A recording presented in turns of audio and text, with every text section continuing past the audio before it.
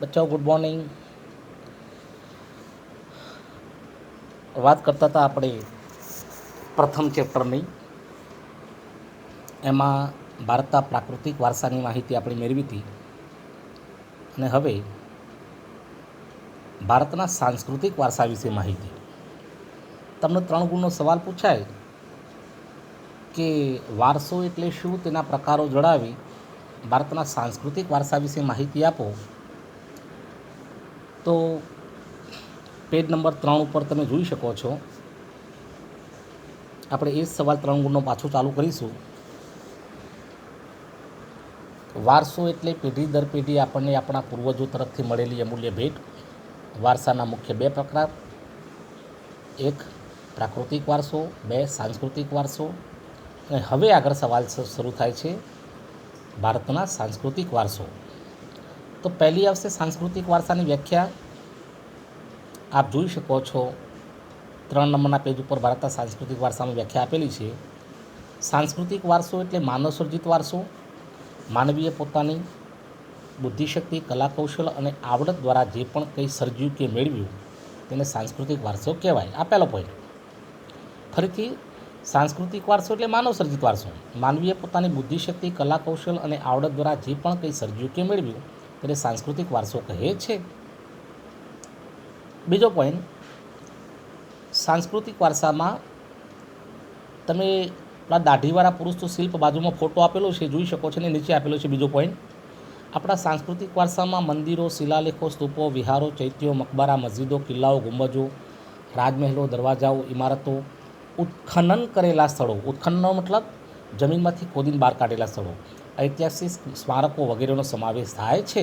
આ બીજો પોઈન્ટ. મંદિર, મસ્જિદ, શિલાલેખો, સ્તૂપો, વિહારો, ગુંબજો, કિલ્લાઓ, દરવાજો, ઉત્ખનન કરેલા સ્થળો, ઐતિહાસિક સ્મારકો, આ બધું માનવે પોતાની બુદ્ધિથી બનાવ્યું છે, એટલે માનવ સર્જિત વારસો એટલે સાંસ્કૃતિક વારસો. 2 પોઈન્ટ થયા.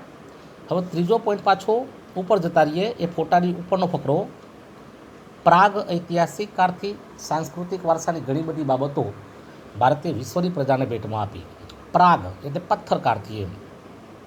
આ ત્રીજો પોઈન્ટ. આ MCQ છે.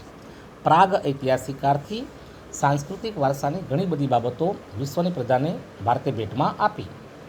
નેક્સ્ટ ચોથો પોઈન્ટ, શિલ્પો કંડારવાની કલા આપણા દેશમાં 5000 વર્ષ જૂની.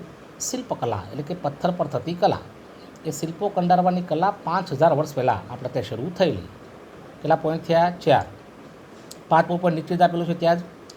સિંધુ ખીણની સંસ્કૃતિમાંથી મળી આવેલા અવશેષોમાં દેવી દેવતાની પ્રતિમાઓ, માનવ આકૃતિઓ, પશુઓ, રમકડા, દાઢીવાળા પુરુષનું શિલ્પ અને નર્તકીની મૂર્તિ એ આપણે સિંધુ ખીણની સંસ્કૃતિમાંથી મળી આવેલા અવશેષો છે. સિંધુ ખીણની સંસ્કૃતિમાંથી કયા અવશેષો મળ્યા? તો દેવી દેવતાની આકૃતિ, માનવ આકૃતિ, પશુઓ, રમકડા, દાઢીવાળા પુરુષનું શિલ્પ, નર્તકીની મૂર્તિ એ સિંધુ ખીણમાંથી મળી આવ્યું. આગળ આપેલું છે મૌર્ય યુગમાંથી. મૌર્ય યુગમાંથી ઊંધા કમળ ઉપર વૃષભ કે સિંહનું શિલ્પ, બુદ્ધની પ્રજ્ઞાપારમિતાનું શિલ્પ અને સારનાથમાં ધર્મચક્ર પ્રવર્તનવાળી ગૌતમ બુદ્ધની પ્રતિમા, અને એ પછી કાલખંડમાં જૈન તીર્થંકરોની પ્રતિમા મળી આવી.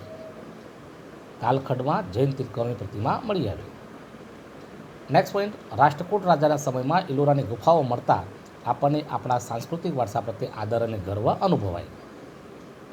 એના પછીનો નેક્સ્ટ પોઈન્ટ, એના પછીનો ફકરો છે. એમાં ત્રીજી લીટીમાં સ્વાતંત્ર્ય સંગ્રામના ઐતિહાસિક સ્થળો, એમાં સાબરમતી આશ્રમ, દાંડી, બારડોલી, વર્ધા, શાંતિનિકેતન, દિલ્હી, એનો સમાવેશ આપણે સાંસ્કૃતિક વારસામાં કરી શકીએ.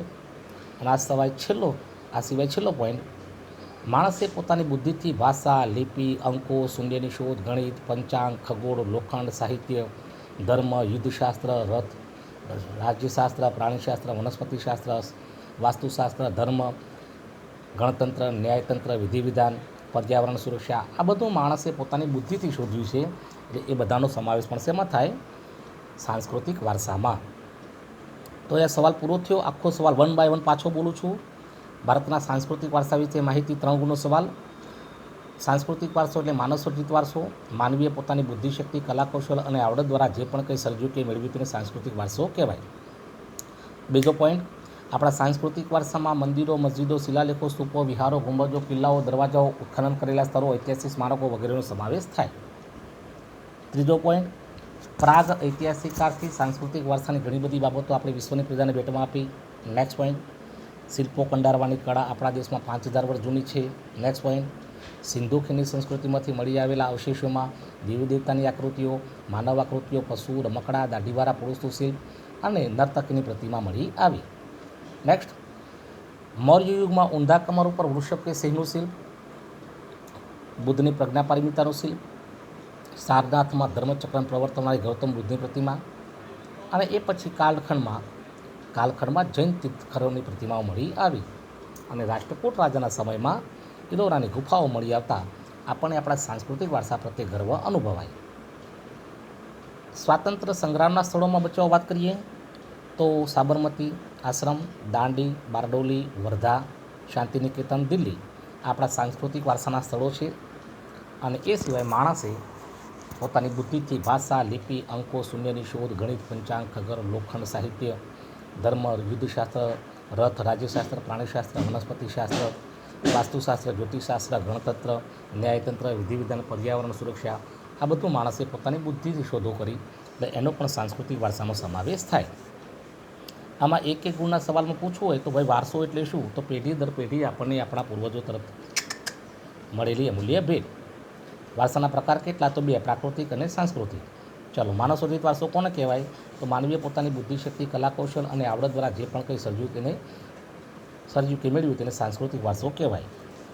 ચાલો, સાંસ્કૃતિક વારસામાં કઈ કઈ બાબતનો સમાવેશ થાય, તો મંદિરો, મસ્જિદો, સ્તૂપો, વિહારો, ગુફાઓ, ગુંબજો, ઇમારતો, કિલ્લાઓ, દરવાજાઓ, ઐતિહાસિક સ્મારકો, ઉત્ખનન કરેલા સ્થળો વગેરેનો. કયા કાળથી વિશ્વની પ્રજાને સાંસ્કૃતિક વારસાની ઘણી બધી બાબતો ભારતે ભેટમાં આપી, તો પ્રાગ ઐતિહાસિક કાળથી.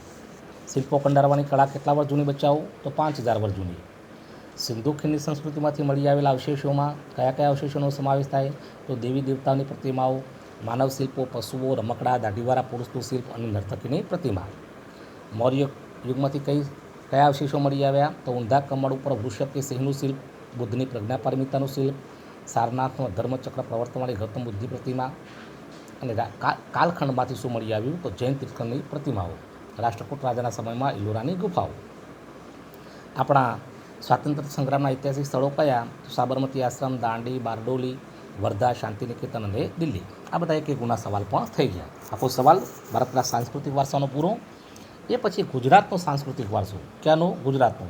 3 ગુણમાં પૂછાય કે ગુજરાતના સાંસ્કૃતિક વારસા વિશે માહિતી આપો. એટલે હવે તમને ખ્યાલ આવી ગયો છે કે સાંસ્કૃતિક વારસો એટલે માનવ સર્જિત વારસો એમ. તો ગુજરાતના સાંસ્કૃતિક વારસામાં પૌરાણિક અને પુરાતત્વીય મહત્વ ધરાવતા સ્થળોમાં લોથલ, જે ધોળકા તાલુકામાં આવ્યું, રંગપુર, જે લીંબડી તાલુકામાં આવ્યું સુરેન્દ્રનગર જિલ્લામાં, ધોળાવીરા કચ્છ જિલ્લામાં આવ્યું, રોજડી અને શ્રીનાથગઢ એ રાજકોટ જિલ્લામાં આવ્યું. અને એ પછી આટલા સ્થળો એ પૌરાણિક અને પુરાતત્વીય મહત્વ ધરાવતા સ્થળો છે. કયા કયા, લોથલ, રંગપુર, ધોળાવીરા, રોજડી અને શ્રીનાથગઢ. આ પૌરાણિક અને પુરાતત્વીય મહત્વ ધરાવતા સ્થળો જે જમીનમાંથી ખોદીને આપણે બહાર કાઢ્યા છીએ. એ સિવાય બીજું ગુજરાતમાં શું જોવાલાયક છે, માનવ બનાવ્યું છે, તો વડનગરમાં કીર્તિ તોરણ, જૂનાગઢમાં આવેલો સમ્રાટ અશોકનો શિલાલેખ, મોઢેરાનું સૂર્ય મંદિર, ચાંપાનેરનો દરવાજો, સિદ્ધપુરમાં રુદ્રમહાલ, વિરમગામનો મુનસર તળાવ, અમદાવાદમાં જામા મસ્જિદ, ઝુલતા મિનારા, સીદી સૈયદની જાળી, હઠીસીના દેરા, પાટણમાં સહસ્ત્રીલિંગ તળાવ, વડનગરમાં રાજમહેલ, જૂનાગઢમાં મોહમ્મદ ખાનનો મકબરો, નવસારીમાં પારસી અગિયારી. આ બધા ઐતિહાસિક મહત્ત્વ ધરાવતા જોવાલાયક સ્થળો છે. કેવા, ઐતિહાસિક મહત્ત્વ ધરાવતા. પહેલાંમાં શું આવ્યું, પૌરાણિક અને પુરાતત્વીય મહત્ત્વ ધરાવતા સ્થળો. એમાં કયા કયા આવ્યા, લોથલ, રંગપુર, ધોળાવીરા, રોજડી અને શ્રીનાથગઢ. બીજામાં શું આવ્યું, ઐતિહાસિક મહત્ત્વ ધરાવતા જોવાલાયક સ્થળો. એમાં વડનગરનું કીર્તિ તોરણ, જૂનાગઢમાં આવેલો સમ્રાટ અશોકનો શિલાલેખ, મોઢેરાનું સૂર્ય મંદિર, ચાંપાનેરનો દરવાજો, સિદ્ધપુરમાં રુદ્રમહાલ, વિરમગામનું મુનસર તળાવ, અમદાવાદમાં જામા મસ્જિદ, ઝુલતા મિનારા, સીદી સૈયદની જાળી, હઠીસીના દેરા, પાટણમાં સહસ્ત્રીલિંગ તળાવ, વડનગરમાં રાજમહેલ, જૂનાગઢમાં મોહમ્મદ ખાનનો મકબરો, નવસારીમાં પારસી અગિયારી. આ બધા ઐતિહાસિક મહત્ત્વ ધરાવતા સ્થળો. બીજો ભાગ. ત્રીજા ભાગમાં ધાર્મિક મહત્ત્વ ધરાવતા સ્થળો, ધાર્મિક એટલે જે આપણા મંદિર મસ્જિદો છે તે,